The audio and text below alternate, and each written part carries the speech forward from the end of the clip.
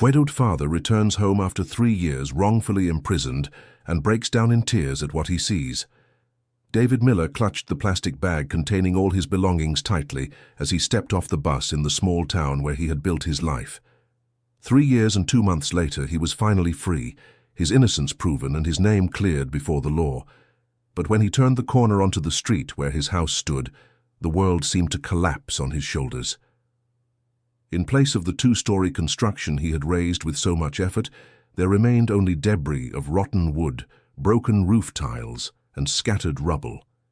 And there, amidst that devastation, 4 small figures dressed in orange uniforms stared at him in silence. Sarah, now 16, stood in front of her siblings as she always did. Beside her, Michael James, 12 years old, kept his eyes fixed on the ground. The twins, Lily Grace and Lily Rose, just 9 years old, partially hid behind their older sister, their expressions full of fear and confusion. "Daddy?" whispered Sarah, her voice choked with emotion. David let the bag fall to the dusty ground.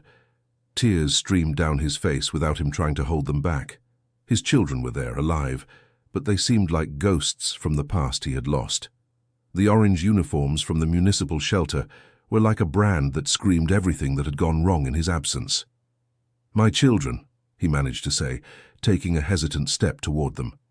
Lily Rose, the youngest, took a step back and clung more tightly to her sister's shirt. Michael James finally raised his eyes, but there was something different in them, a hardness that hadn't been there before. "Where were you?" asked the boy, his voice laden with a rage that hurt David more than any blow he had taken in prison. I was—" David knelt in the middle of the rubble, trying to get to the children's eye level. "I couldn't come back to you. They wouldn't let me."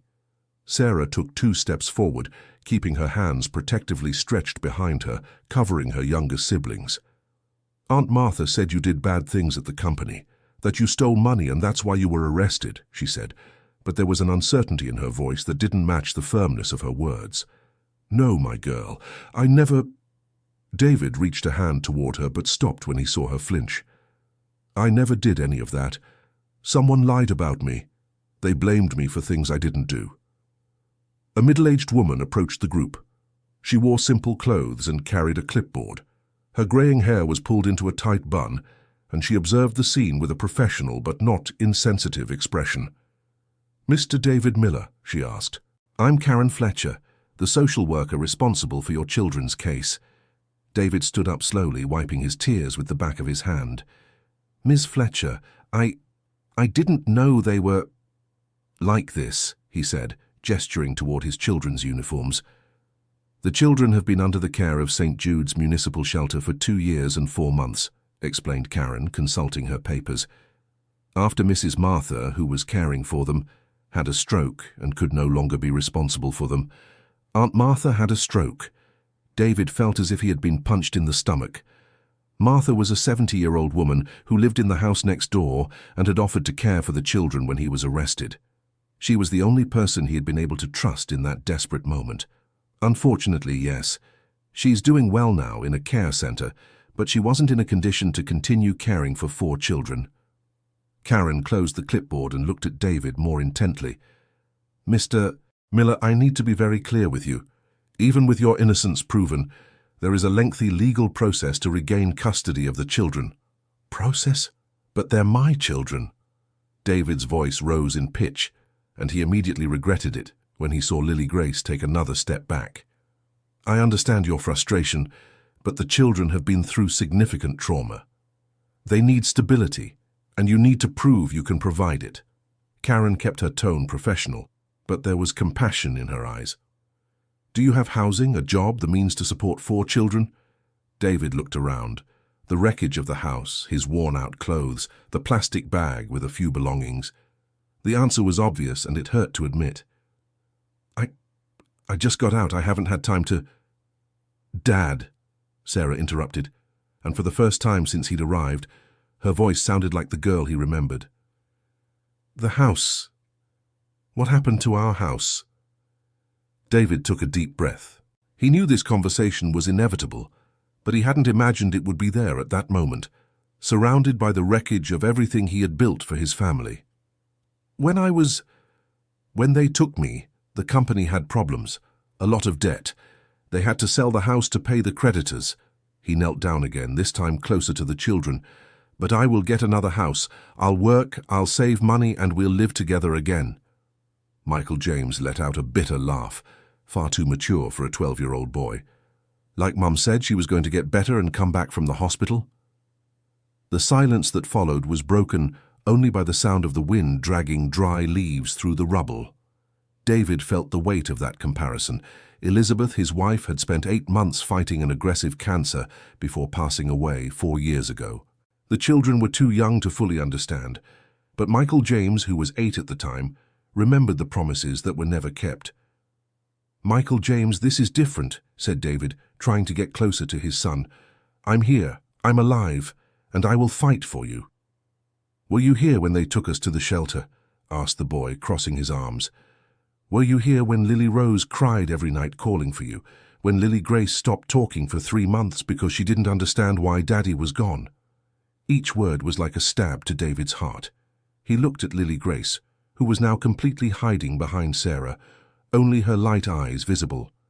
"I didn't choose to leave," he said, his voice almost a whisper.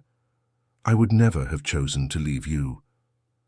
"But Mr. Vance said you chose to steal money from the company, that you preferred being rich to taking care of us." Sarah spoke, but there was doubt in her voice. "He came here after you were arrested. He brought papers, said everything was in your name. Arthur." The name hit David like a lightning bolt. Arthur Vance had been his partner in the small construction company they had started together 15 years ago. More than a partner, he was his best friend since adolescence, Sarah's godfather, the person he trusted most in the world after Elizabeth. "Arthur was here?" asked David, trying to keep his voice calm. "Several times," said Sarah. "He explained to Aunt Martha that you had put the company in debt by stealing money from clients. He said he was trying to save what he could, but that unfortunately he would have to sell our house to pay the debts you made." David closed his eyes. The betrayal was even deeper than he had imagined. It wasn't enough for Arthur to forge documents to blame him for the embezzlement he himself had committed. He had also come personally to convince his family that David was truly guilty. "Children," Karen interrupted gently, "it's getting late. We need to get back to the shelter. You have school tomorrow." "Wait," David stood up quickly. Can I visit them? Please, I just found them after so long." Karen consulted her papers again. "Visits are allowed, but they need to be supervised and scheduled. You can come see me at the shelter tomorrow morning to talk about the next steps." "Okay," David agreed, even though he felt his heart was being ripped from his chest. "Okay, I'll come tomorrow." The children began to walk away, following Karen toward the white van parked on the corner. Sarah was the last to turn, looking at David with an expression that mixed longing and uncertainty. "Dad," she said softly so only he could hear, "is it really true you didn't do those things?" David knelt down once more, coming eye level with his daughter. "Sarah, my girl, I swear to you on your mother's memory that I never stole a penny from anyone. I would never do that to you. Never." Something changed in Sarah's eyes. For a moment, David saw the spark of the girl who used to run into his arms when he came home from work. "Sarah, let's go," Karen called from the van. The girl hesitated for a second, then whispered, "Aunt Martha kept some of your things in the attic before she had the stroke. She said maybe one day you'd come back for them." With that, she ran to the van, leaving David alone amidst the wreckage of the life he had lost. As he watched the vehicle drive away, David felt a mixture of despair and determination growing in his chest. His children were alive, they were healthy, but they were almost strangers to him. They had grown up believing he had abandoned them out of greed. Later that night, David found shelter in the small downtown boarding house, a dirty and noisy place, but one that cost only $75 a week. Lying on the thin, uncomfortable mattress, he stared at the moisture-stained ceiling and thought about the long road ahead of him. The next morning, David rose before the sun. He took a quick shower in the boarding house's communal bathroom and put on the most presentable clothes he owned, a pair of faded jeans and a dress shirt that had seen better days. His first stop would be St. Jude's Municipal Shelter. The building was an old 2-story structure, painted light yellow with white trim. A discreet sign at the entrance read, "St. Jude's Municipal Shelter, caring with love since 1987. David took a deep breath before ringing the bell. Karen met him in a small but tidy room with a few plastic chairs and a ceiling fan that rattled as it spun. She had a cup of coffee in her hands and gestured for David to sit.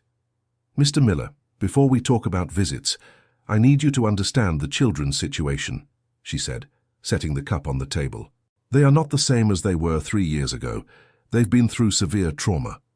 "What kind of trauma?" David leaned forward, concerned. "Sarah took on adult responsibilities very early. She looks after her younger siblings here at the shelter, makes decisions for them, protects them.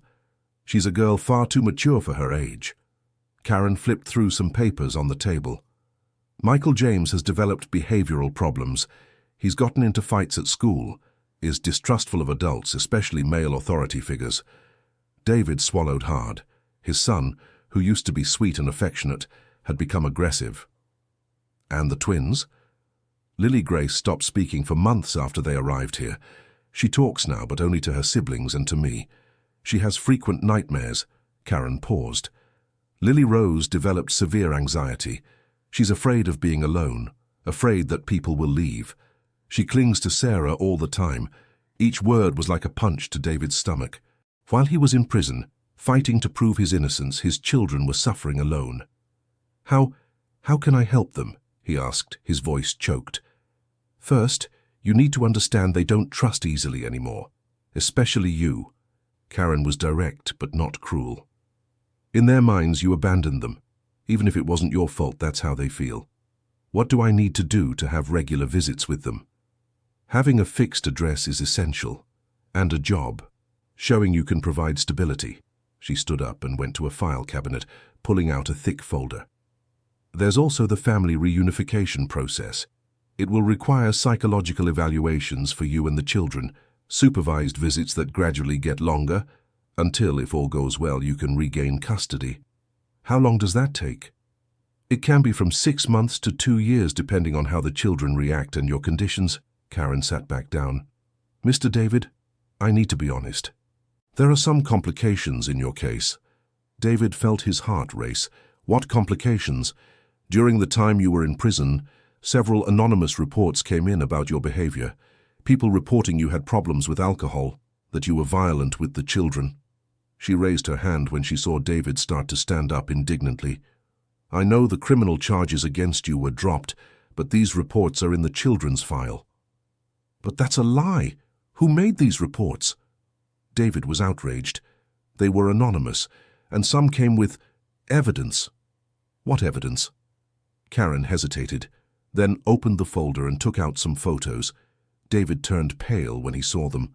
They were photos of him entering and leaving a bar, visibly drunk, dated from the period right after Elizabeth's arrest. "That was 4 years ago," he said, his voice trembling.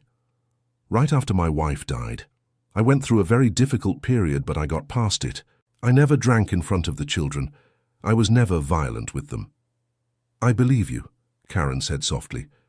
"But these photos are here, and there are detailed anonymous reports about episodes of violence that supposedly happened in your home." David ran his hands over his face. Someone had built a dossier against him, probably throughout the entire time he was in prison. Someone who wanted to make sure that, even if he proved his criminal innocence, he would still have difficulty getting his children back. "Miss Fletcher, can I see my children today?" he asked, trying to keep his voice calm. "You can, but it will be a short, supervised visit, and I need to prepare you. They may react poorly." 15 minutes later, David was sitting in a recreation room, watching his children play on the other side of a glass partition. They were with other children from the shelter, but they clearly formed a separate group. Sarah was supervising the twins as they put together a puzzle, and Michael James was alone in a corner drawing. When Karen opened the door and announced there was a visitor, the reaction was immediate. Lily Rose hid behind Sarah. Lily Grace froze, her eyes wide. Michael James didn't even look up from his drawing. "Hi, my children," David said softly, keeping his distance as Karen had instructed. "Hi, Dad," only Sarah replied, but her voice was formal, distant. David sat in a small chair trying to be at the children's level. "How are you? Are you liking school?" Absolute silence. Lily Grace had gone back to the puzzle, but her hands were trembling. Lily Rose remained hidden. Michael James finally looked up, but his gaze was hostile. "Where were you?" the boy asked abruptly. "Michael James, I was in prison, but not because I did something wrong." "Someone lied about me."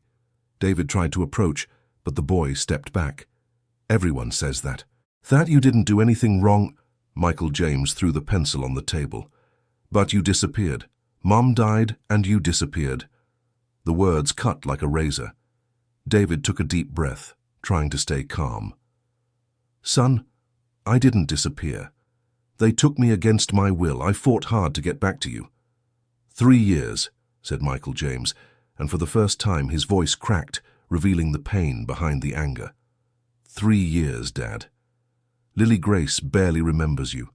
Lily Rose has nightmares every night, and I learned to stop hoping. David felt tears burning his eyes. He reached a hand toward his son, but Michael James moved away. "Michael James, I know it hurt, but I'm here now, and I will fight to bring us back together." "How?" The boy's voice rose in pitch. "You have no home, no job, nothing. How are you going to take care of us?" Across the room, Lily Grace had stopped playing and was watching the confrontation between father and son with frightened eyes. Lily Rose was crying softly behind Sarah. "Michael James, lower your voice," said Sarah, but she herself seemed shaken by the intensity of the argument. "No." Michael James stood up, knocking over the chair. "I don't want any more lies. I don't want any more promises that won't be kept." The boy ran out of the room. David made a move to follow him, but Karen stopped him with a gesture. "It's better to let him calm down," she said. David looked at the 3 daughters who remained. Lily Rose was still crying. Lily Grace had gone back to assembling the puzzle, but her hands were visibly trembling. Sarah tried to comfort them, but her own eyes were full of tears. "I'm sorry," said David, addressing all of them. "I'm sorry all this happened." "Dad," said Sarah softly, "Michael James isn't really angry at you. He's scared." "Scared of what?" "Scared to believe in you and have you leave again." The visit ended shortly after, with David leaving the shelter feeling even more discouraged than when he arrived. But one thing Sarah had said kept echoing in his mind. "Aunt Martha kept some of your things in the attic." Perhaps it was time to pay a visit to the care center, where the woman who had tried to care for his children was.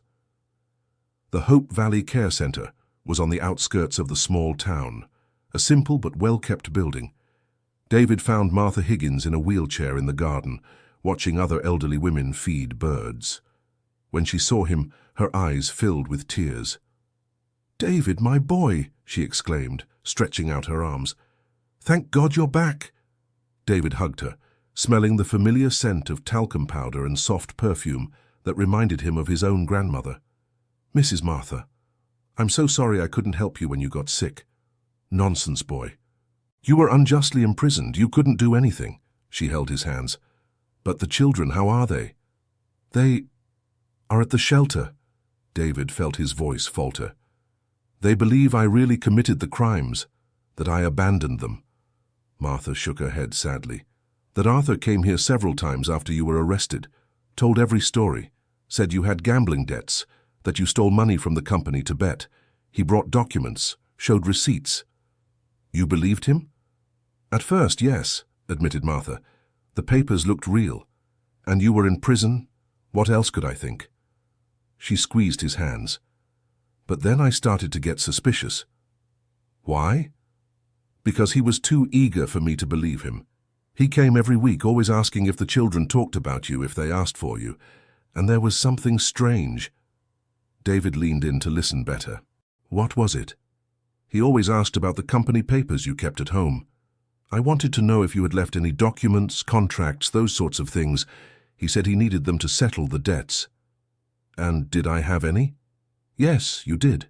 You kept a green folder with important documents in your home office, but I never gave it to him." David felt his heart race. "Do you still have those documents?" "I do. They're in the attic of my house, Along with other things of yours I managed to save before they auctioned the house. Martha smiled for the first time since the conversation began. I mentioned it to Sarah the other day when she came to visit me. Such a special girl, David. She comes here every Sunday, brings her little sisters to see me. Sarah comes here. Every week. She's a daughter you can be proud of. Takes care of her siblings like a real mother. Martha paused. But she asks questions about you, about what you were like before prison. I think she's starting to doubt the stories they told her. David felt a spark of hope. Mrs. Martha, can I get those documents? Of course, my boy.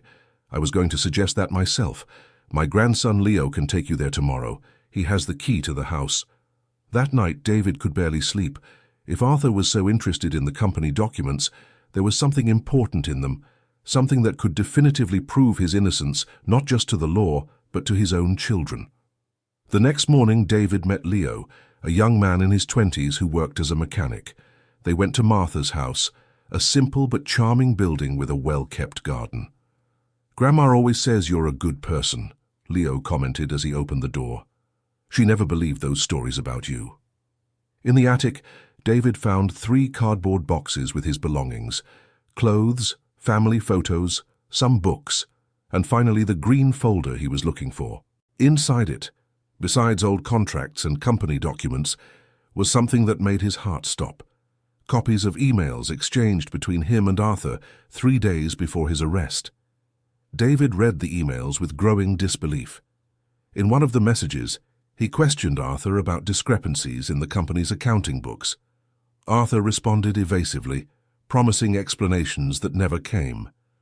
There were also copies of bank statements showing suspicious transfers from the company account to a personal account, but it wasn't David's account.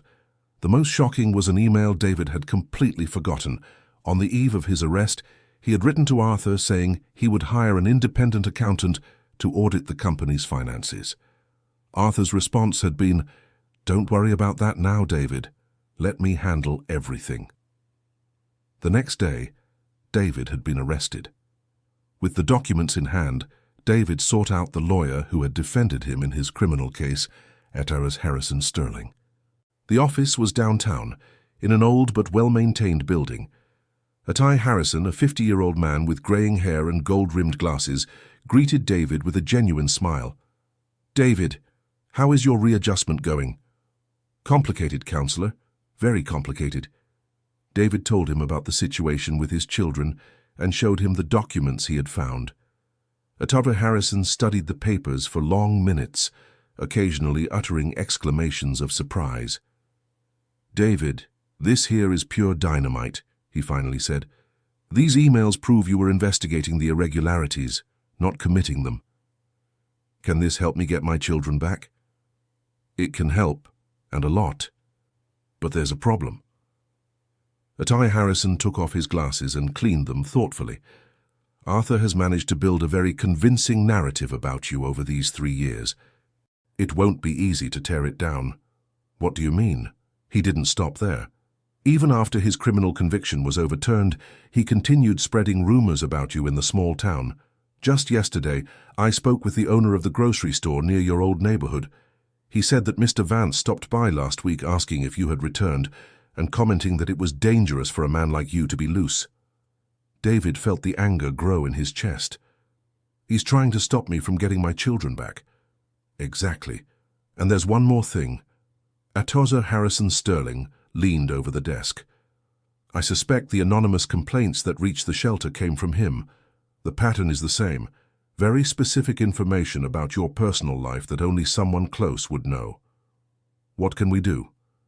"First, we'll file a new petition with the court, presenting these documents and demanding an investigation into Mr. Vance. Second, we'll try to trace the origin of these anonymous complaints." Atara Sterling made some notes. "But David, all of this takes time, and meanwhile, your children continue to believe the lies." David left the office with a mix of hope and frustration. He had proof of his innocence, but the legal process would be slow. In the meantime, he needed to keep trying to reconnect with his children.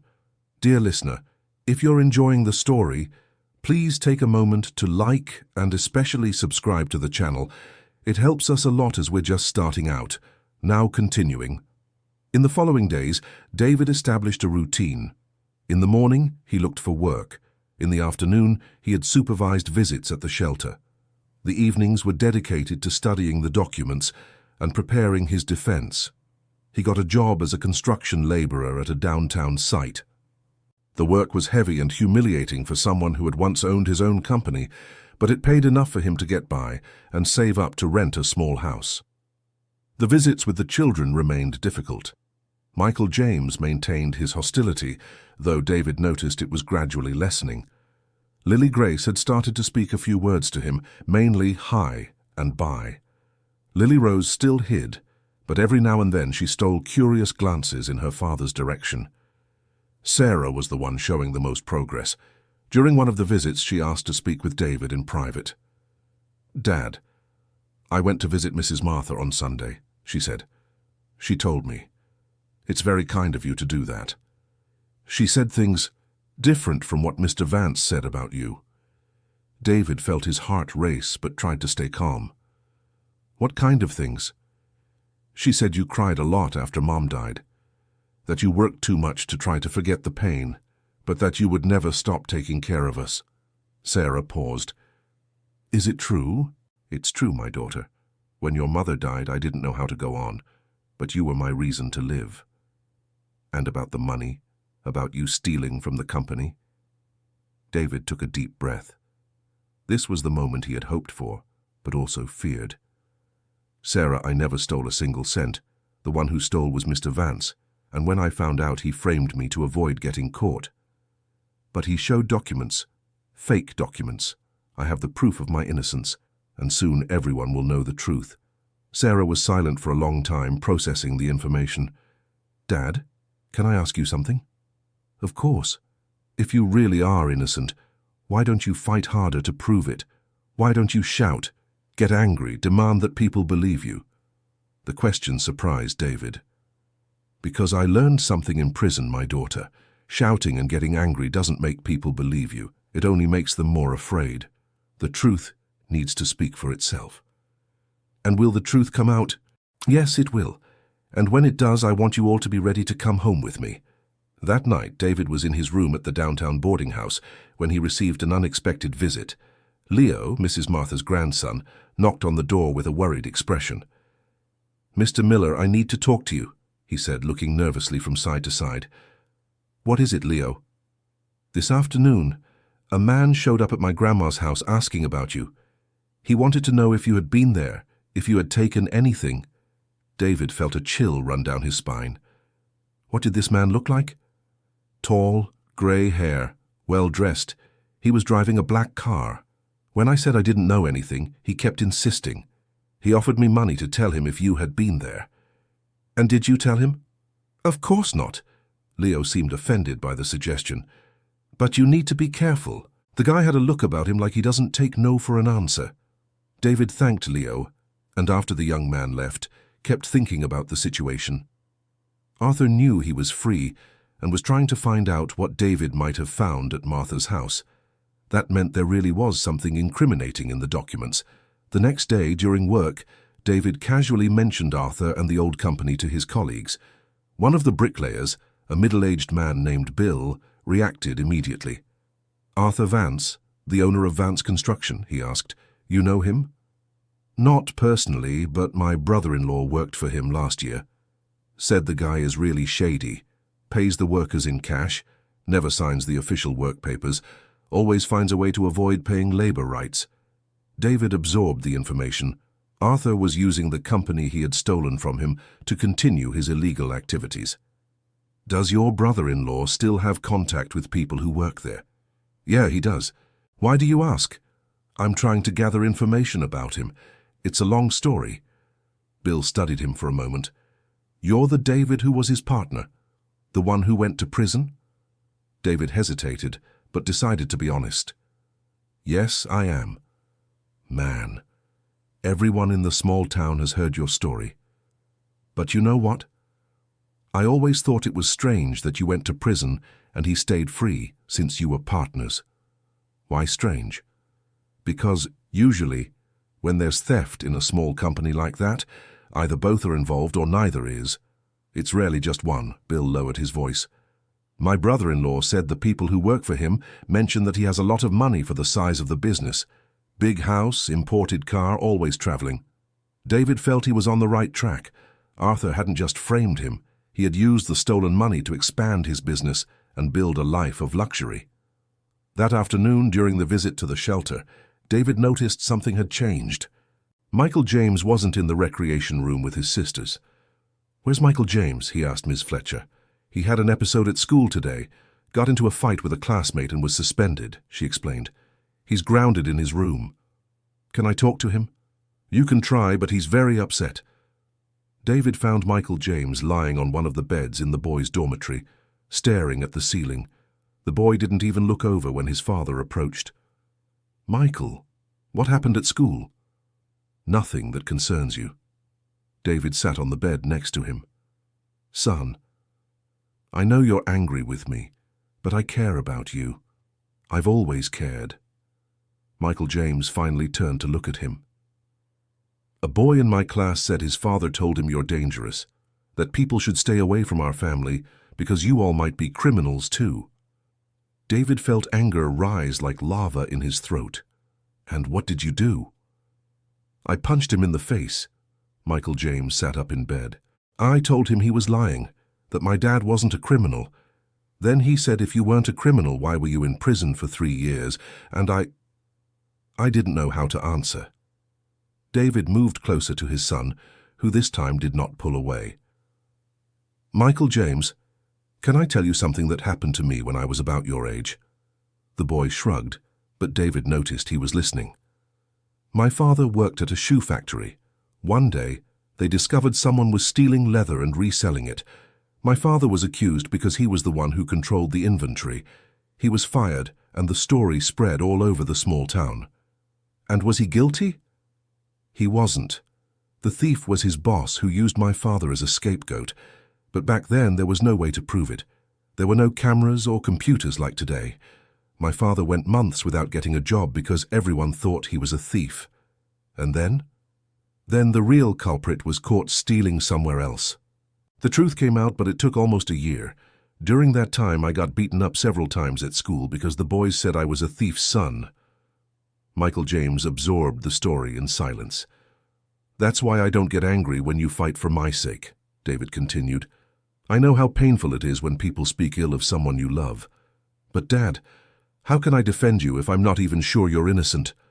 Michael James's voice cracked with emotion. David felt his heart break. He reached out his hand, and to his surprise, Michael James accepted it. Son, soon I will prove my innocence to everyone. Not just to the courts, but to you, to your sisters, to the whole town. And when that happens, you'll be able to walk with your head held high, knowing your father is an honest man. How are you going to do that? I have documents that prove who really stole the money. Documents that show I was trying to find the thief, not being the thief. Michael James studied his father's face for a long moment. Do you promise you won't leave me waiting again? He asked, his voice sounding like a child's once more. I promise I will fight until my last day to prove the truth and win back your trust. For the first time since David had returned, Michael James moved closer and hugged him.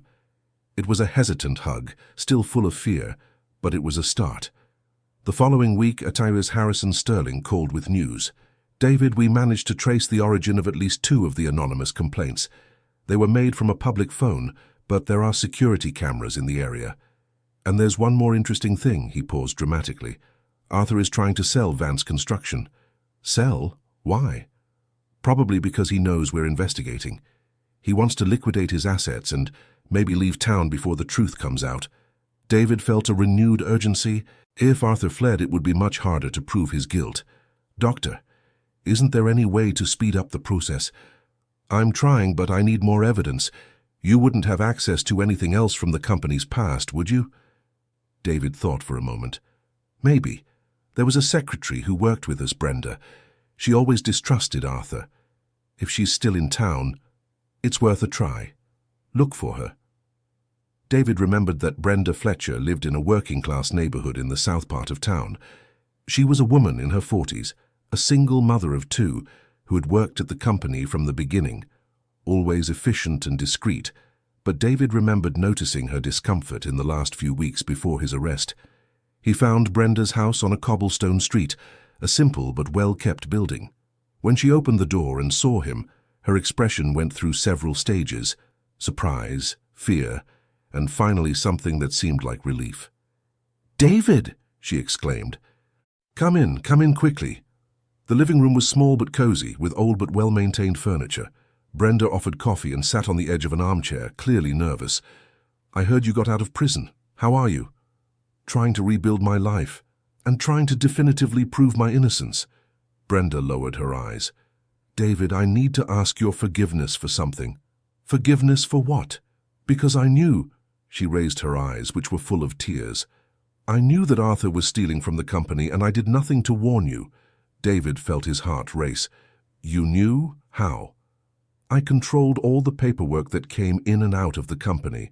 I saw the contracts, the invoices, the payments, and I started to notice strange things." She stood up and went to a dresser, taking out a folder. Contracts that were modified after being signed, invoices that didn't match the services provided, payments to companies I had never heard of. "And why didn't you tell me?" "Because I was afraid of him," admitted Brenda. "Arthur found out I knew. He called me into a room and said that if I told you anything, I would be fired, and he would make sure I never got a job in this small town again. He said he had documents that incriminated me too." David approached her, who was clearly emotional. "Brenda, what documents do you have there?" "They are copies I made of everything I found suspicious. For months I copied documents and kept them at home." She opened the folder. "It's all here. The modifications to the contracts, the shell companies, the payment diversions." David leafed through the documents with growing excitement. It was even better than he had hoped. Brenda had systematically documented Arthur's entire fraudulent operation. "Why did you keep all this?" "Because deep down I knew that one day the truth would come out. And when you were arrested, I felt very guilty. I wanted to go to the police several times, but I always lost my nerve." She wiped her tears. "When I found out you were out, I decided I would look for you to hand over these papers." "Brenda, these documents can change everything." David hugged her. "Will you come with me to the lawyer to explain how you obtained this evidence?" "Yes, I will." "And David, I'm so sorry for everything you and your children went through because of my cowardice." "It wasn't cowardice, it was fear. And fear is something we all feel." 2 days later, David, Brenda, and Atty Harrison Sterling were gathered in the lawyer's office, analyzing the documents. Atty Sterling was visibly excited. "With this evidence, we can not only definitively clear David's name, but also prosecute Arthur criminally," he said. "Brenda, are you willing to testify?" "I am. It's long past time to do the right thing." "Excellent. I'll file a petition today. But David, I need to warn you about one thing. Arthur won't take this lying down.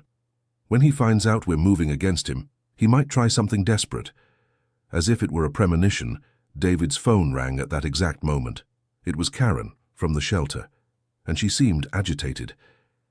"David, can you come here now? There was an incident with the children." "What kind of incident?" "Someone went to their school today, said he was a relative and wanted to take the girls away. The principal got suspicious and didn't allow it, but the children were very frightened." David felt his blood run cold. "What did this person look like?" "Man.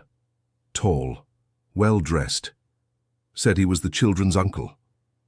When the principal asked for documents, he said he had forgotten them and left." David looked at Atty Sterling, who had listened to the conversation. "It's Arthur," said the lawyer. "He's trying to intimidate you through the children." David ran out of the office. 20 minutes later, he was at the shelter, where he found his 4 daughters gathered in a room with Karen trying to calm them. "Daddy!" Lily Rose ran into his arms for the first time since he had returned. "A strange man wanted to take us away." David hugged her tight, feeling his heart break as he realized how much she was trembling. "No one is going to take you, my daughter. Daddy won't allow it." "Who was that man?" asked Mariana, who seemed more angry than scared. Roberto hesitated. Should he tell the truth about Nilsson? Were the children ready to know they had been deceived for so long? "He's a person who doesn't like your dad and wants to hurt our family," he said finally. "Is he the same man who got you arrested?" asked Juan Pedro. Roberto was surprised by his son's perceptiveness. "How do you know that?" "Because Donna Conceição told me on Sunday that there was a man who really wanted you to stay away from us. And now a man shows up trying to take us away on the same day you're trying to prove you're innocent." Juan Pedro crossed his arms. "You don't have to be very smart to put the pieces together." Roberto looked at Teresina, who made a gesture of agreement. "Maybe it's time to tell them the truth," she said. "They're smarter than you think." Roberto took a deep breath and sat on the floor, putting himself at the children's level. "Do you want to know the truth about what happened to me?" "We do," they all answered in unison. Roberto told them everything, about the company, about how he discovered Nilsson was stealing, about how Nilsson framed him to avoid being caught. He talked about the 3 years in prison, about how he fought to prove his innocence, about the documents he had found. "So Mr. Nilsson lied to us?" asked Anna Carolina, who rarely spoke. "Yes, he did, sweetheart. He wanted you to believe I was bad, so you would stay away from me." "And now he wants to take us away forever?" asked Anna Beatriz, clinging tighter to her father. "He wants to scare you, so I'll stop proving he's guilty. But I won't stop. I will prove the truth, and we will be together again." Mariana was silent for a long time, processing the information. "Dad, if you knew he was bad, why were you friends with him?" "Because sometimes people change, sweetheart. I met Nilsson when we were young and he was different, but money changed him, made him do bad things." "And now?" asked Juan Pedro. "Now we have proof of the truth, and in a few days everyone will know who is really guilty." Dear listener, if you're enjoying the story, please take a moment to like and especially subscribe to the channel. It really helps us who are just starting out. Now continuing. That night, Roberto could barely sleep. Nilsson's attempt to take the children showed he was desperate. Desperate men were dangerous. The next morning, Roberto arrived at work and found Joaquim waiting for him with a worried expression. "Roberto, my brother-in-law, called me last night. He said Nilsson showed up at the construction site where he works, asking about you." "Asking what?" "Where you were living, if you had talked about the old company, things like that. My brother-in-law didn't say anything, but the guy kept insisting. He even offered money." Roberto sighed. Nilsson was investigating his life, looking for weaknesses. "Joaquim, can you ask your brother-in-law to be careful, and let me know if Nilsson shows up there again?" "Of course. But Roberto, this guy seems dangerous. Shouldn't you go to the police?" "I'm doing that through my lawyer. Soon this whole situation will be resolved." But Roberto was beginning to realize that he might need to take more immediate measures to protect his children. He called Dr. Mauricio. "Doctor, what can we do to protect the children until the process moves forward?" "I'll request a protective order, prohibiting Nilsson from approaching them. But Roberto, that might take a few days to be approved." "What if he tries something before that?" "We'll also request police protection for the shelter, but you need to be prepared. Nilsson knows he's losing the game. We don't know how far he might go." That afternoon, during the visit at the shelter, David noticed the children were more affectionate with him. Lily Rose sat on his lap and stayed there the whole visit. Lily Grace showed him drawings she had made for him. Michael James asked about the company, wanting to better understand what had happened. Sarah was more talkative, telling him about school and friends. "Dad," Sarah said at the end of the visit, "when you prove you're innocent, will we be able to live together again?" "Yes, you will, my girl. I'm saving money to rent a small house. It won't be as big as the old one, but it will be ours." "The size doesn't matter," said Michael James. "What matters is that we'll be together." David left the shelter that day feeling more hopeful than he had in a long time, but the hope didn't last long. The next morning, Karen called early. "David, you need to come here, now." "What happened?" "Someone left an envelope at the shelter's door during the night, with photos." David arrived at the shelter 15 minutes later and found Karen waiting with a grave expression. She took him to her office and showed him the envelope. Inside were photos of David entering and leaving the shelter, walking around the town at work. All taken in the last few days, without him noticing, and there was a note. "Stop investigating the past, or your children will pay the price." "This is clear intimidation," said Karen. "I'm calling the police." "No," said David. "If we call the police now, it could interfere with my lawyer's investigation, and it might make Arthur take an even more desperate action." "David, this man is threatening your children. You can't ignore this."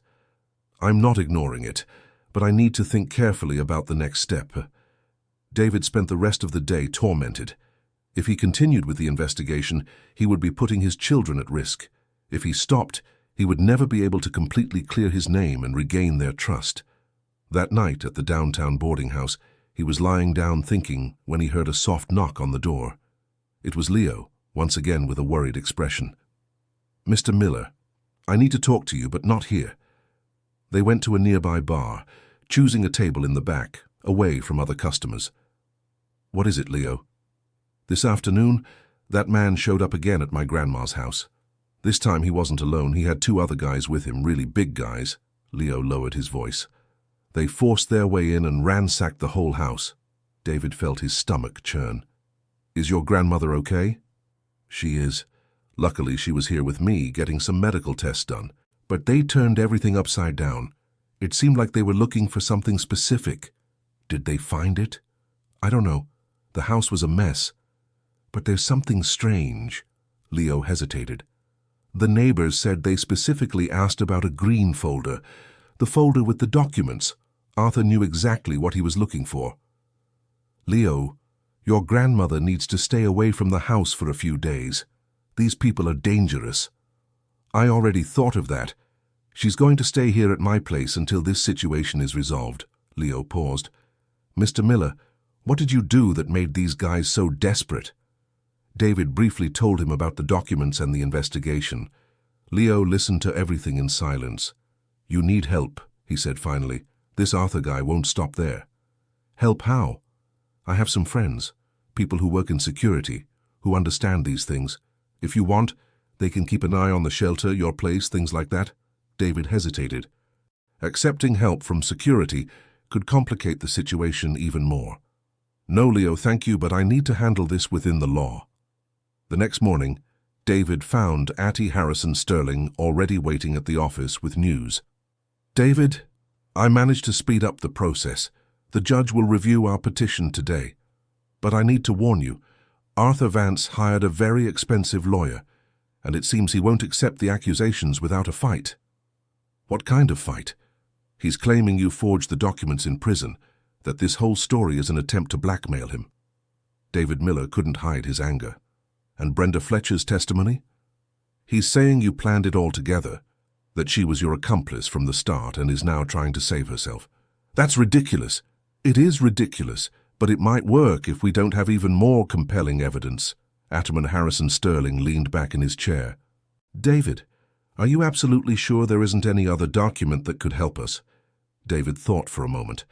"Attorney, what if we could get someone who currently works for Arthur Vance? Someone who could confirm he's still committing irregularities?" "That would be perfect. But who would risk their job to help us?" "Bill's brother-in-law works for him, and it seems the people there are suspicious of Arthur's activities. It's worth a try." That afternoon, David spoke with Bill, who offered to talk to his brother-in-law. 2 hours later, Bill returned with a proposal.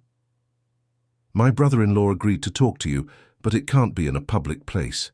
He's afraid of being seen." "Where then?" "At my house tonight. He's bringing 2 other guys who work there too." At 8 that night, David and Atty Harrison Sterling were in Bill's simple house, talking to 3 men who worked at Arthur Vance's company. Bill's brother-in-law, named Terry, was a thin, nervous man of 40.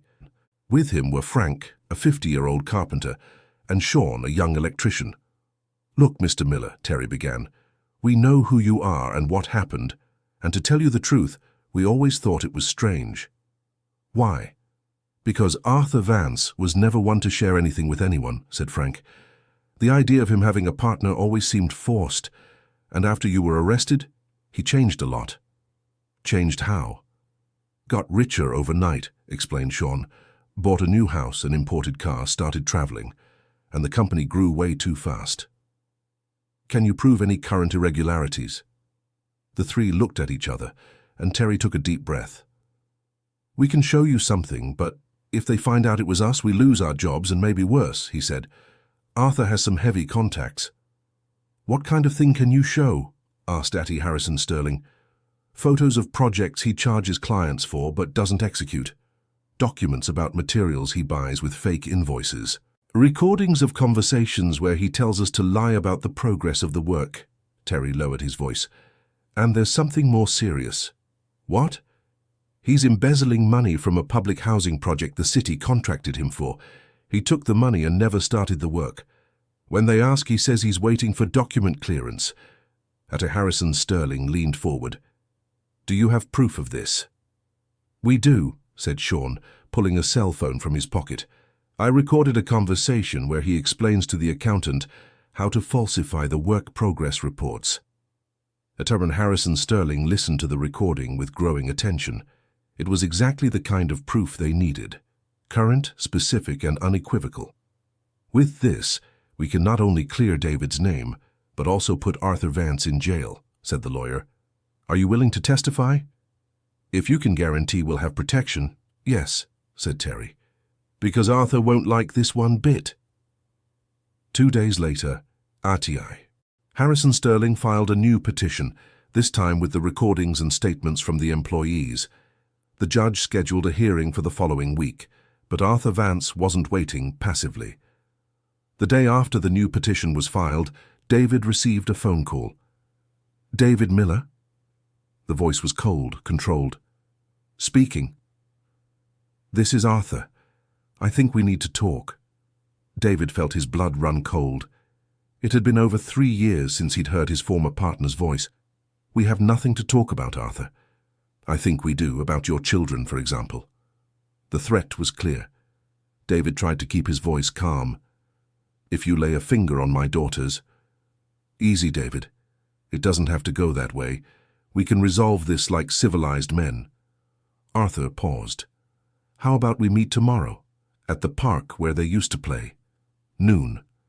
Why would I do that? Because I have a proposal that could solve all our problems. And because if you don't show up, I might not be able to control some friends of mine who are very upset with your investigations. The line went silent. David stood still for several minutes, processing the conversation. Arthur was offering a deal, but at the same time threatening. It was an obvious trap, but perhaps it was the only chance to settle the situation once and for all. David called Atty Harrison Sterling and told him about the call. There's no way you're going to that meeting, said the lawyer. It's far too dangerous. But what if it's the only way to protect the children? David, if something happens to you, who will take care of them? Atty Sterling sighed. Look, if you're really set on doing this, we'll take some precautions. What precautions? You'll wear a recorder. I'll be hidden nearby. And I'll notify the police about the meeting, even if they only intervene if something goes wrong. David agreed, but spent the night without sleeping, thinking about what Arthur could want. The next day, David arrived at the park 5 minutes before noon. It was a sunny day, and there were a few families with children playing. The place brought back painful memories. He had taken his children there hundreds of times when they were little. Arthur appeared promptly. He was 45, with well-cut graying hair and expensive clothes. He was still the handsome, charismatic man David had known in his youth, but there was something different in his eyes, something cold and calculating. David, he said, extending his hand as if they were old friends reuniting. David did not accept the gesture. Tell me what you want, Arthur. Straight to the point. I always liked that about you. Arthur sat on a bench and gestured for David to do the same. Have a seat. Let's talk like civilized people. David remained standing. So, David, I hear you're trying to stir up the past. That's not very smart. I'm trying to clear my name, a name you soiled with lies. Lies? Arthur smiled coldly. David, do you really believe anyone will care about the truth after all this time? My children will care. Ah, your children. Arthur leaned back on the bench. They're growing up well, aren't they? Especially Sarah. She's becoming a very pretty young lady. David felt rage explode within him, but he controlled himself. "Don't talk about my children." "Easy, David. I'm just being cordial. In fact, it was because of them that I asked for this meeting." Arthur took an envelope from his jacket. "I have a proposal for you." "What proposal?" $2 million, said Arthur, tossing the envelope onto David's lap. "In exchange for you stopping these investigations and leaving town with your children." David looked at the envelope, then at Arthur. "You think you can buy me?" "Everyone has a price, David, and $2 million is a lot of money. Enough for you to start a new life somewhere else, give your kids a good education, never have to work as a construction laborer again.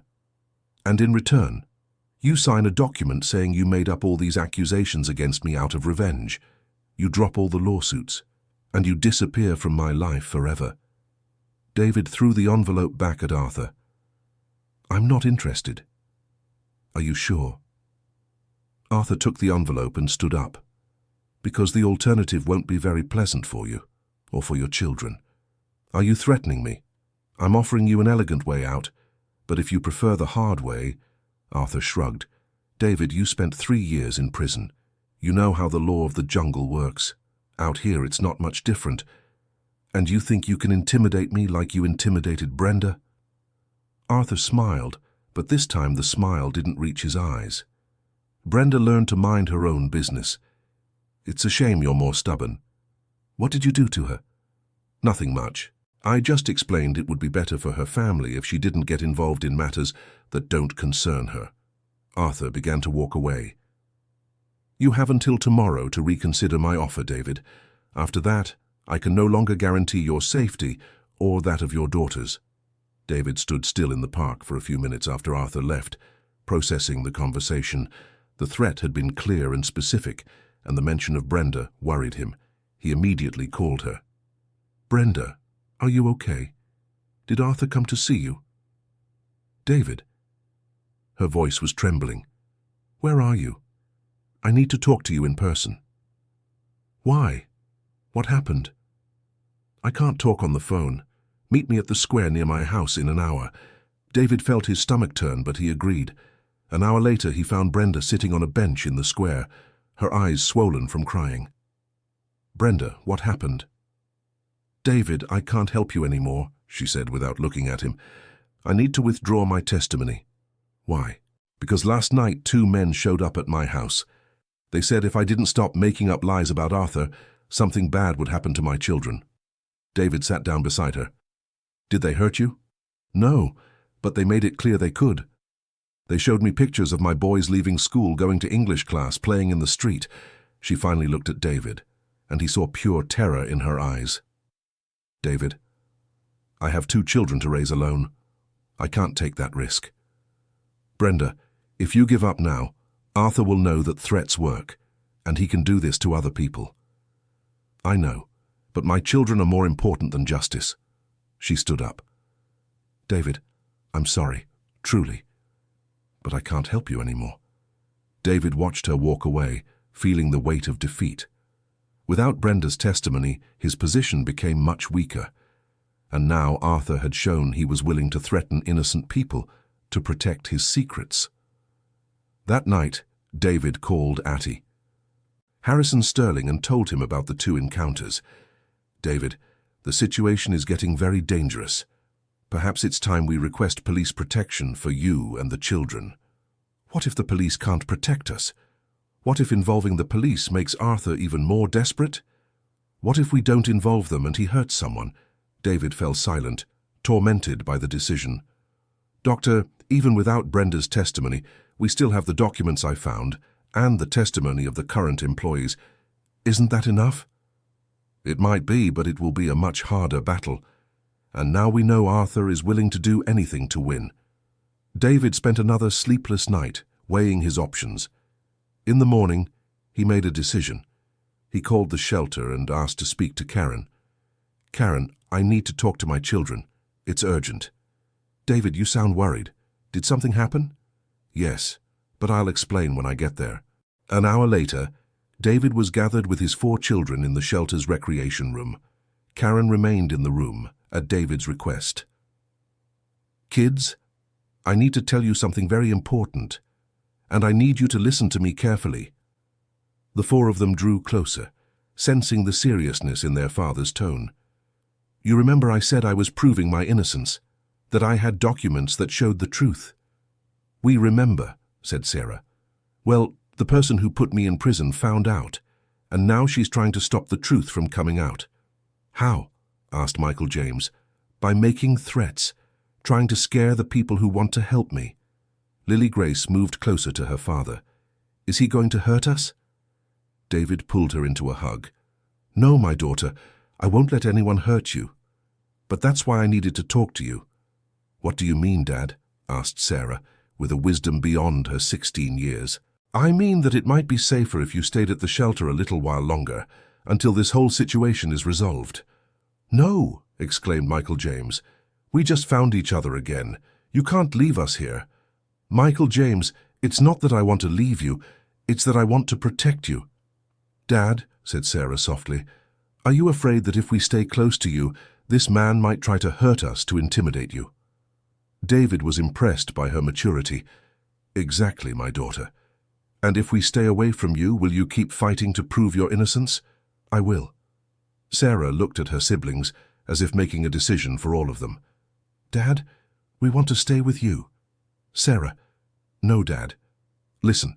She stood up, assuming the leadership posture she had developed over the years. "For 3 years, we were safe away from you. And what happened? We kept suffering. We kept being scared. We kept being broken. But now it's different. Now you could actually get hurt." "Dad," said Michael James, also standing up, "if you give up on proving your innocence, this man will always have power over our family. We'll never really be safe." David looked at his children with a mix of pride and terror. They were right, but they were just kids. "And besides," added Sarah, "if something happens to us while you're fighting for the truth, at least we'll know you were doing the right thing. But if you give up and something still happens, you'll blame yourself forever." "Lily Rose, Lily Grace, what do you think?" David knelt in front of the two youngest. "I want to stay with you, Daddy," said Lily Rose, "even if it's dangerous." "Me too," whispered Lily Grace. David looked at Karen, who had followed the entire conversation. "What do you think?" "I think your children are braver and wiser than many adults I know," she said. "And I think they have the right to choose to stay by their father's side." David hugged all 4 children at once, feeling a mixture of love, pride, and fear. "All right, we'll stay together. But now we're going to have to be very careful, and we might have to move to a safer place." "Where to?" asked Sarah. "I don't know yet, but I'll figure it out." That afternoon, David looked for Leo at the workshop where he worked. "Leo, do you still have those friends who work in security?" "I do. Why do you ask?" David explained the whole situation to the young man, who listened with growing concern. "Mr. Miller, this is getting serious. You really do need professional help." "Do you think your friends can help?" "I can ask, but it'll be expensive." "How expensive?" "I'm not sure, but to protect 4 kids and you, it'll be a few thousand a week." David calculated mentally. On a laborer's salary, he could never afford professional protection. "Leo, is there another option?" "Yes, there is. You can come live here with me and Grandma. The house is small, but there's room for you all, and I have some friends from the neighborhood who can keep an eye out." David Miller considered the offer. It would be tight, but maybe it was the solution. "And your grandmother? Would she agree?" "I already spoke with her. She said it would be a pleasure to help. In fact, she misses the kids." "Leo, I don't know how to thank you." "No need to thank me. It's what you do for a friend." That night, David talked with Atty Harrison Sterling about the move. "It's a good idea," agreed the lawyer. "Leo lives in a neighborhood where people know each other. They help each other. Arthur will have a harder time acting there." "And how is the case going?" "With the new statements from the employees, we still have a good chance. The judge scheduled a hearing for the day after tomorrow. Arthur will have to answer the charges in person." "Do you think he'll show up?" "He'll have to. If he doesn't appear, it will be taken as a confession." The next morning, David, accompanied by Karen Fletcher, went to pick up his children from St. Jude's Municipal Shelter. It was a historic moment. After almost 3 years, the family was reuniting. The children were excited but nervous. They had grown accustomed to the shelter's routine, and now they would have to adapt to a different life. "Dad, is the house we're going to live in like our old house?" asked Lily Rose in the taxi. "No, sweetheart. It's much smaller and simpler. But it's a house full of love, just like our house was." Leo's house was on a cobblestone street in a working-class neighborhood. It was small but well kept, with a small front porch and a little backyard. Martha was waiting at the door in a wheelchair with the biggest smile in the world. "My children!" she exclaimed, opening her arms. The 4 children ran to hug her, and David felt his eyes fill with tears. Finally, his family was together and welcomed by people who truly cared about them. "Mrs. Martha, thank you so much for having us," said David. "Nonsense, young man. This house has always been yours too." Leo showed everyone where they would sleep. David would share the room with Michael James. The girls would stay in the room that had been Leo's when he was a child. Sarah would stay in the small living room on a sofa bed that Leo had managed to borrow. "It's not very comfortable, but it's safe," said Leo, "and I spoke with the folks in the neighborhood. Everyone knows you're here and that you might need help." On that first night, all together, David could barely sleep. Not from fear, but from a strange happiness. He heard the sounds of his children sleeping around him, felt their presence for the first time in 3 years. It was almost too good to be true. The next morning was the day of the hearing. David put on his best clothes and went to the courthouse accompanied by Atty, Harrison Sterling.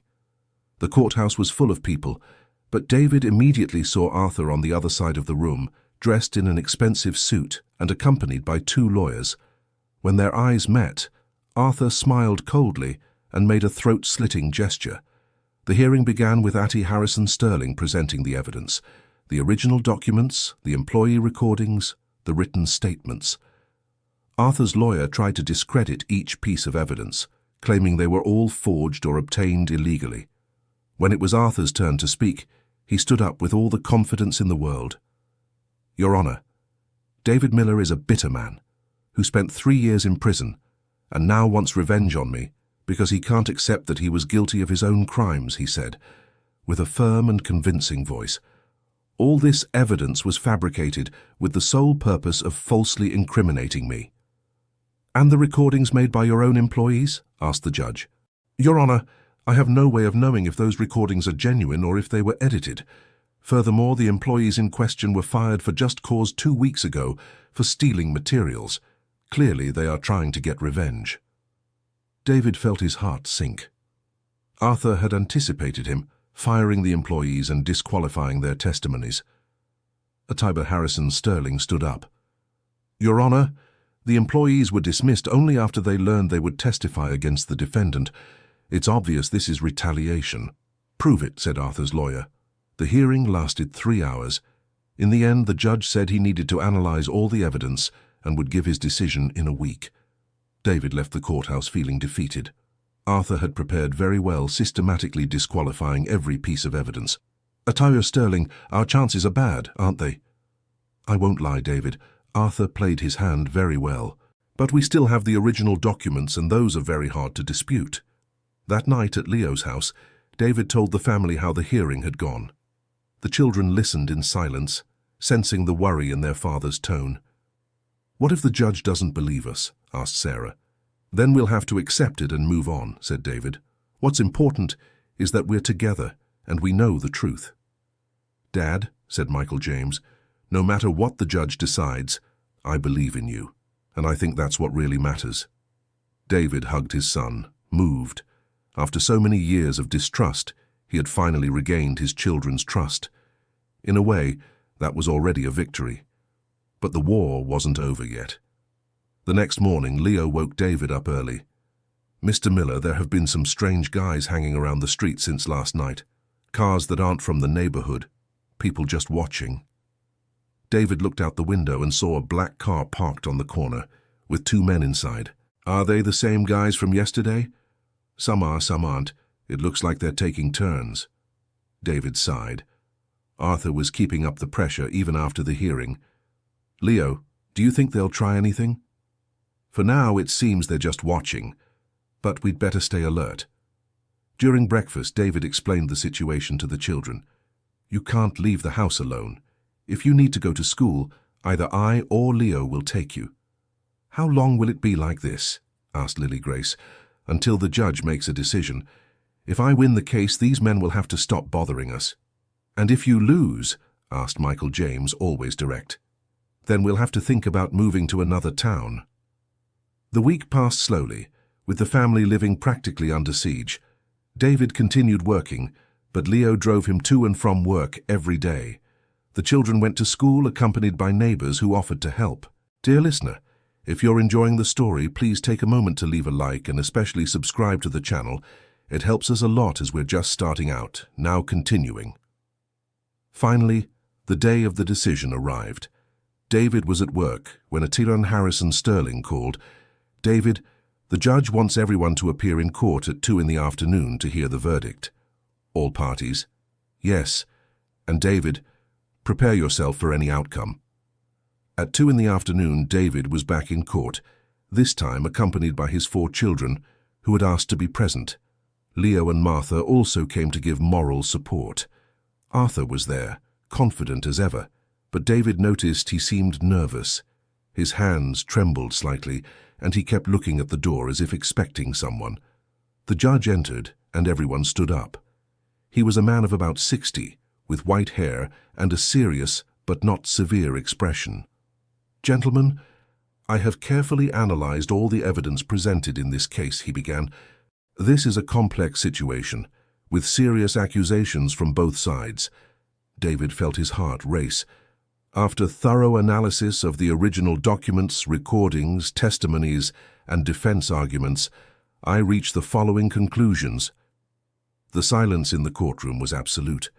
The documents presented by the defense of Mr. David Miller are authentic and prove that he was investigating irregularities within the company, not committing them. The recordings made by the employees are technically valid, and their content is incriminating for Mr. Arthur Vance. David felt his legs go weak. Sarah held his hand. As for the allegations that the evidence was forged, I found no elements to support that theory.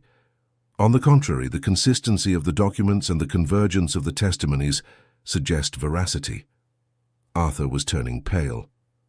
Therefore, the judge continued, I declare the charges against Arthur Vance to be valid and order that criminal proceedings be initiated against him for fraud, document forgery, and slander. I also order that civil compensation be paid to Mr. David Miller in the amount of $3 million, corresponding to the material and moral damages suffered. The courtroom erupted in murmurs. David couldn't believe what he was hearing. Furthermore, said the judge, raising his voice, I order that Mr. Arthur Vance be placed in preventive custody given the evidence of witness intimidation and threats against the family of Mr. David Miller.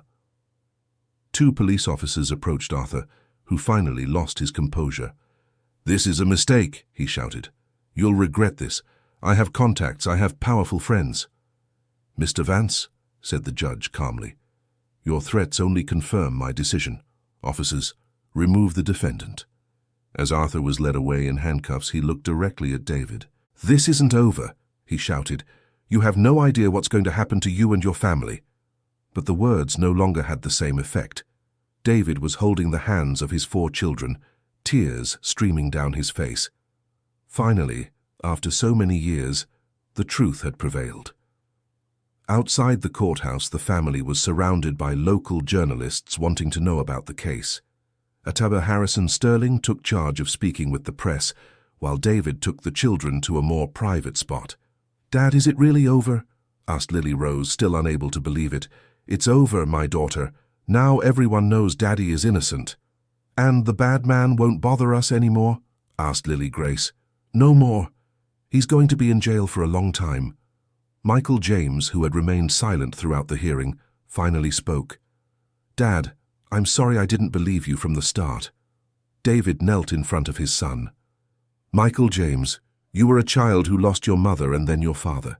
It's normal that you were suspicious. The important thing is that we're together again. Sarah approached and hugged her father. Dad, can I ask you something? Of course, my daughter. What are we going to do now?" David looked at his 4 children, at Leo and Martha, who were approaching with smiles, at Atty Harrison Sterling, who was talking with the journalists. For the first time in years, the future seemed full of possibilities, not threats. "First, we're going home to celebrate. Then, we're going to look for a new house for our family. And then, we're going to start our lives over." "A big house?" asked Lily Rose, hope in her voice. "A house that's the right size for our family," said David. "Big enough for us to be happy, but small enough for us to always stay together." That night, Leo's house was a scene of celebration. Neighbors brought food, soda, cake.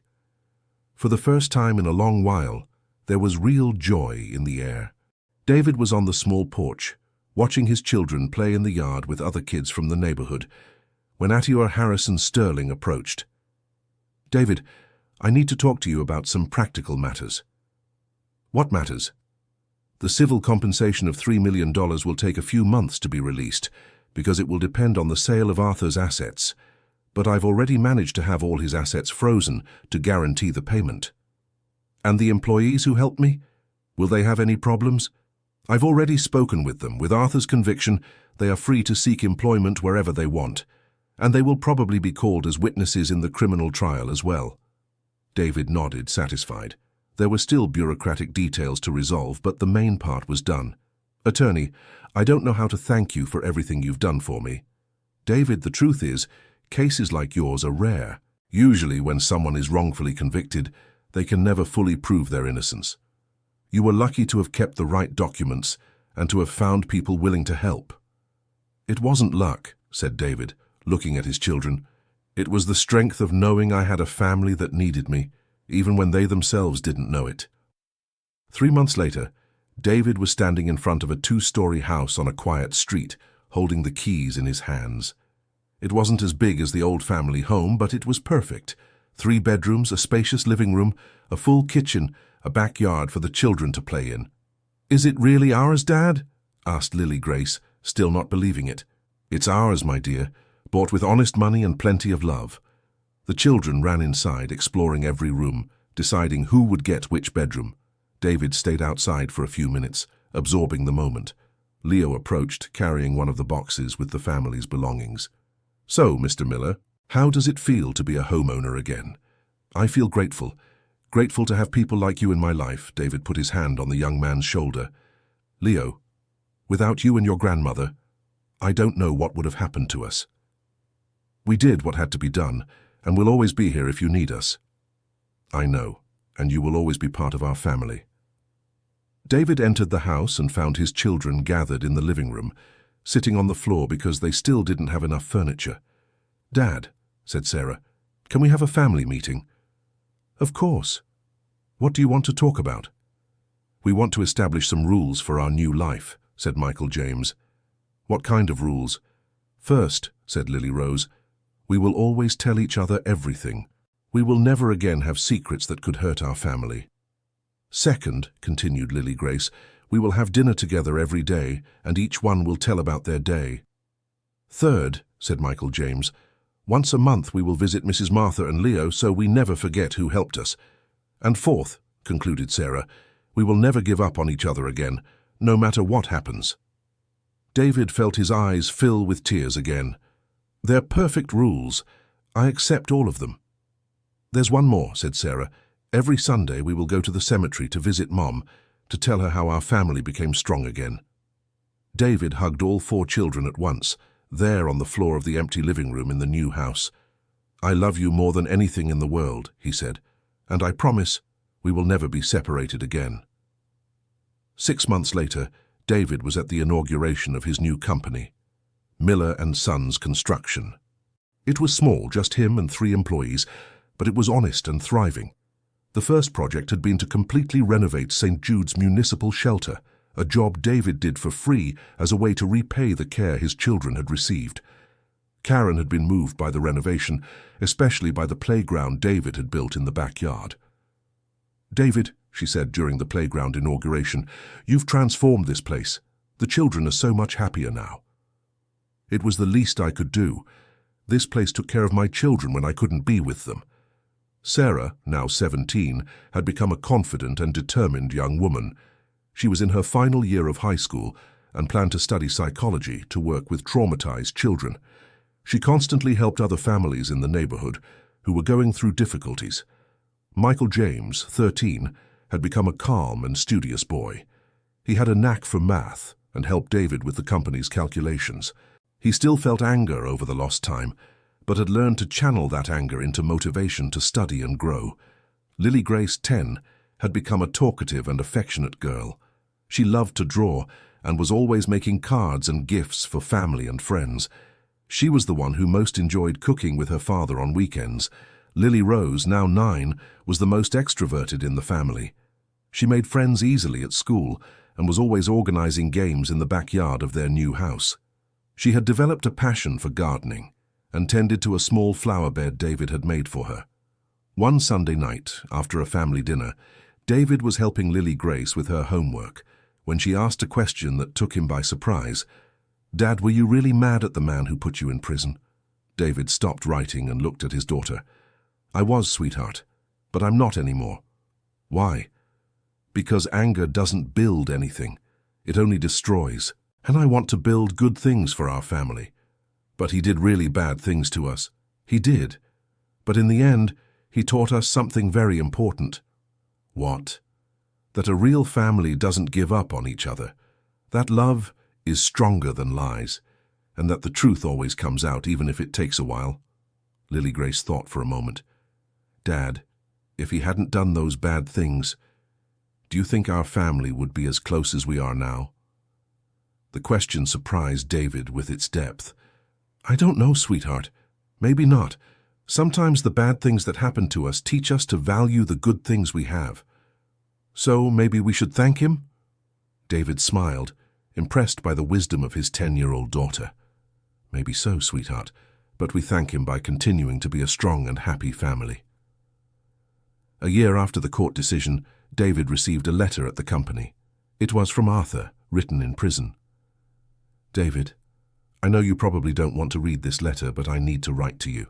During these months in prison, I've had time to reflect on everything I did. I know I can't undo the harm I caused you and your children, but I can at least ask for forgiveness. I was consumed by envy and greed.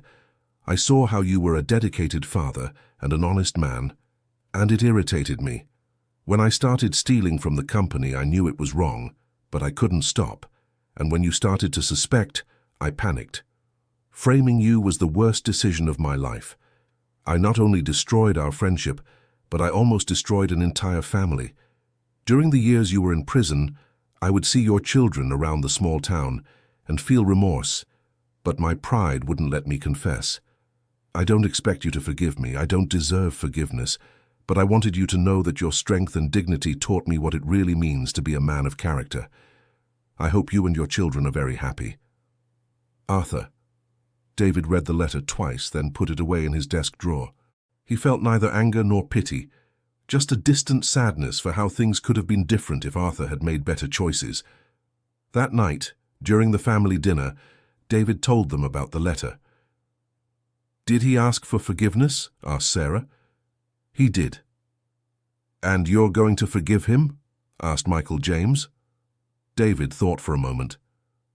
"I forgave him a long time ago, not for him, but for us. Holding on to anger would only harm our family." "Dad," said Lily Rose, "you are the kindest person in the world." "No, my daughter. I just learned that life is too short to waste on bad feelings. I'd rather spend my time loving you all." 2 years passed. David's company grew and became one of the most respected in the small town, not just for the quality of its services, but for how it treated its employees and its participation in social projects. David had established a program offering paid internships to young people from underprivileged families, teaching them a trade.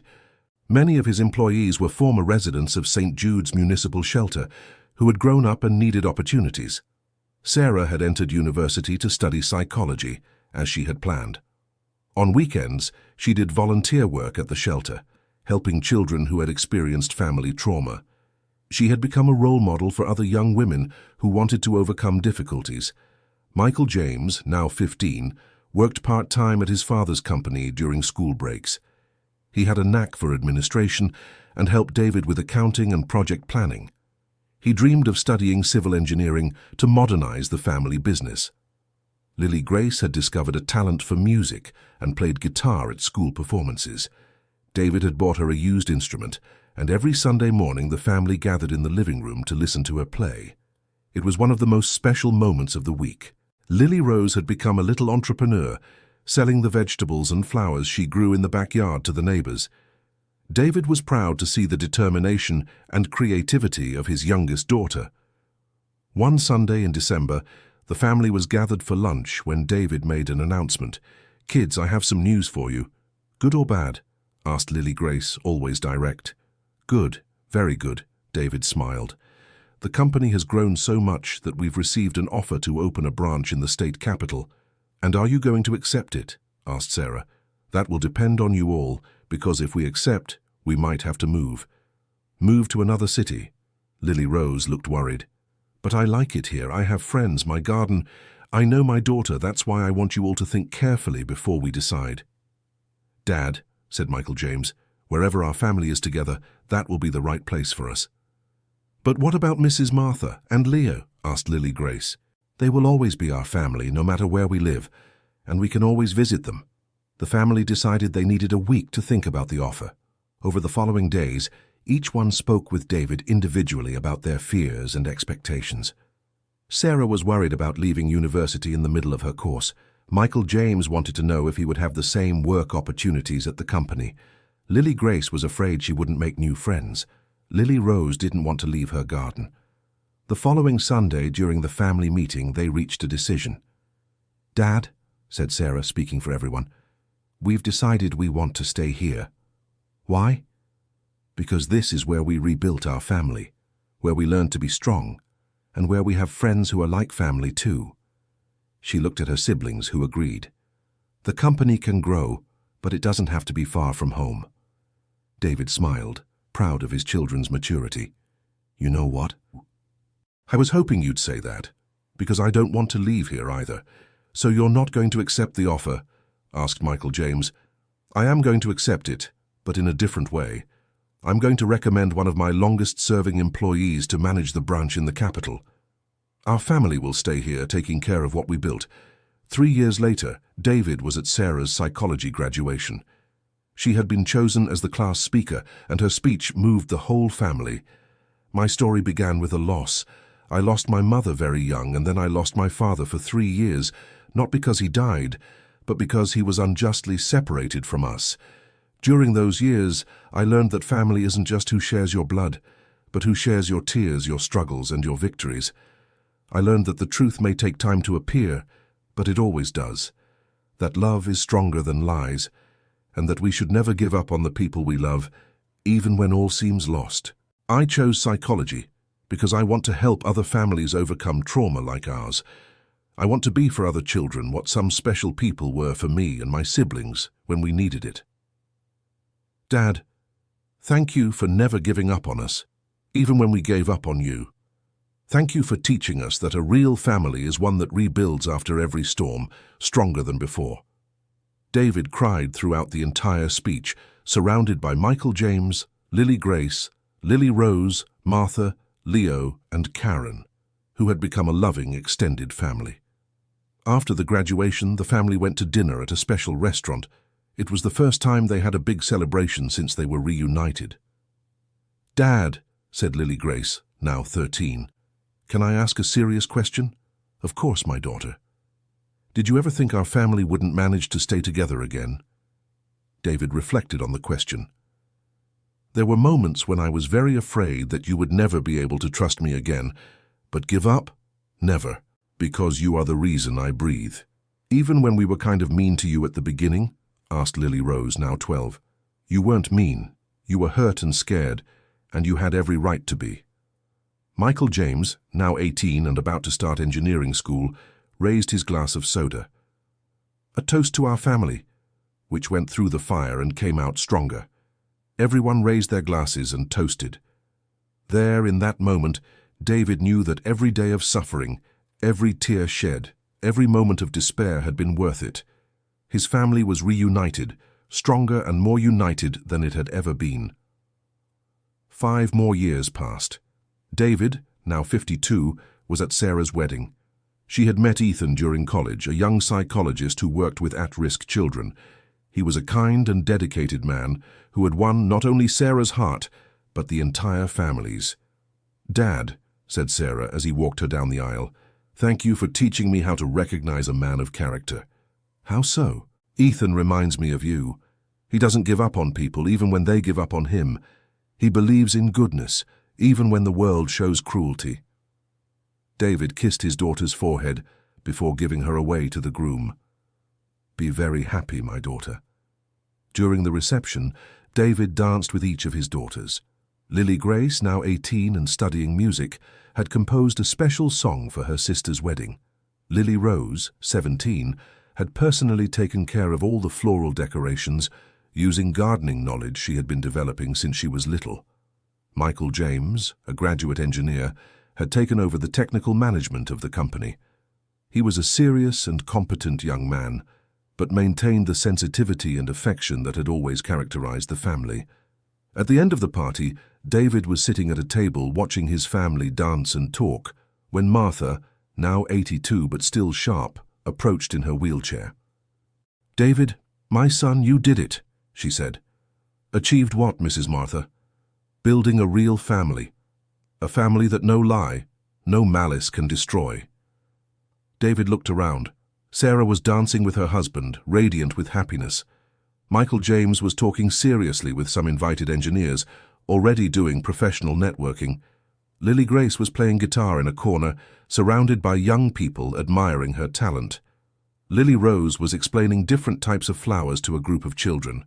"You know, Mrs. Martha, sometimes I think that if none of that had happened, if I hadn't been unjustly imprisoned, our family might not be as close as it is today." "Why do you think that?" "Because it was during the biggest storm that we discovered what we were truly capable of. It was when we lost everything that we learned what truly matters." Martha smiled and held his hand. "David, what truly matters was never the big house, the money, or the company's success. What truly matters has always been the bonds you built with each other, and that no one has ever managed to destroy, not even when they tried." That night, after everyone had left, David stayed alone in the house, tidying up the gifts from Sarah's wedding. He found a photo someone had taken during the party, the whole family together, smiling, hugging. It took 7 years to completely rebuild what had been destroyed in one day. 7 years of struggle, forgiveness, learning, and a lot of love. David put the photo in his wallet, next to another old photo from the time when Elizabeth was still alive and the children were small. 2 families, one built in innocence, the other rebuilt in wisdom. The next day, he visited the cemetery as he did every Sunday. He stopped in front of Elizabeth's grave and spoke to her, as he always did. "My love, our daughter got married yesterday. You would be so proud of her. She's become a strong, wise, courageous woman. And the man she chose is good, just like you would have chosen for her. Michael James is graduating as an engineer and taking over the company. Lily Grace is preparing to be a music teacher. Lily Rose wants to study biology to work with plants. We've been through so much since you left. There were times I thought I was going to lose the children forever, but you always said a real family is indestructible. And you were right. Our children grew up and became wonderful people, and more importantly, they know they are loved unconditionally. That's what you wanted, isn't it? For them to never doubt the love." The wind rustled the flowers Lily Rose had planted in the bed beside the grave. David smiled, interpreting it as a reply. Walking back home, David reflected on all the years that had passed. The pain of the unjust imprisonment, the suffering of seeing the children afraid of him, the struggle to prove his innocence, the joy of the family reunion, the challenges of rebuilding trust, and finally the happiness of seeing the family grow and prosper. Now, at 52, David knew he had fulfilled his mission as a father. His children were independent adults, but they remained united as a family. They had learned to overcome adversity, to value each other, and to build relationships based on honesty and love. When he got home, he found a message from Michael James on his phone. "Dad, the company got 3 more contracts this week. We need to hire more staff. Can you help me with the interviews tomorrow?" David smiled. Life went on with new challenges and new joys, but now he faced everything with the calm of someone who knew he had a solid family by his side. At night, before sleeping, David said his prayer of gratitude as he did every night. "Thank you for giving me the strength to never give up on my children. Thank you for putting good people in our path when we needed them most. Thank you for allowing the truth to come to light. And thank you for teaching me that true love always wins, even when it seems impossible." And so, David Miller slept peacefully, knowing he had built something indestructible, a family based on love, truth, and mutual trust. 10 years after Sarah's wedding, David was in the hospital, holding his first granddaughter, Sophie, in his arms. The baby had been born just 2 hours ago and was already the joy of the entire family. "Grandpa," said Sarah, still tired but radiant, "do you want to make a wish for your granddaughter?" David looked at the little child sleeping in his arms and felt his heart swell with emotion. "My wish is that she grows up surrounded by the same love you all grew up with, that she always knows family is the most precious thing anyone can have, and that she never doubts she is loved unconditionally. Just like you did for us," said Michael James, who had rushed from work to meet his niece. "Just like you taught us," added Lily Grace, who had become a respected and beloved music teacher. "Just like you always will," said Lily Rose, who had opened her own flower shop and was known in the small town for her wonderful gardens. In that moment, surrounded by his grown children, his son-in-law, his daughter-in-law, Michael James had married the previous year, and holding his first grandchild, David was certain his journey had been worth every second of pain. The family that had been torn apart by lies and false accusations had become larger and stronger. Love had multiplied, not divided. And now, there was a new generation to receive and pass on that love. "Sophie," whispered David to the baby, "welcome to the Miller family. A family that learned true love is indestructible." And so ends the story of David Miller, a man who lost everything due to another's malice, but who never lost faith in the redemptive power of family love. His journey proves that, no matter how dark the night, love always finds a way to make the sun shine again. End of story. This was a fictional story created to touch our hearts. Now tell us what you thought. Do you believe David made the right decisions? We would love to read your opinion about this courageous family. Don't forget to leave your like and, most importantly, subscribe to the channel so you don't miss other moving stories.